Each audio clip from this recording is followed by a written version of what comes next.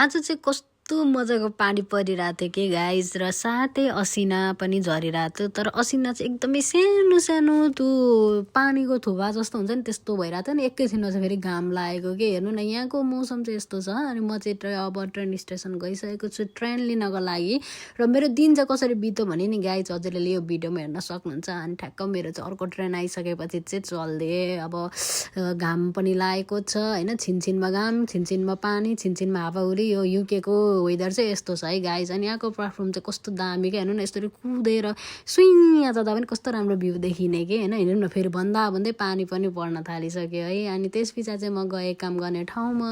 माथि गएको अनि फेरि मलाई चाहिँ कार्ड बिना हुँदैन अनि फेरि मुनि झरेर कार्ड बनाएर गएँ यो कार्ड बिना चाहिँ कामै गर्न नदिने अरे अनि फेरि मलाई चाहिँ वासरुम भन्ने जानु थियो यहाँको फेरि वासरुम चाहिँ पब्लिक वासरुम होइन अनि त्यस चाहिँ म छिचिरो लुगासुगा लाएर म घर जानको लागि मलाई उ भयो किनभने मलाई काम गर्न धेरै मन लागेन म चाहिँ आधी बाटोमै काम गरेर निस्केर घर हिँडेँ बाई त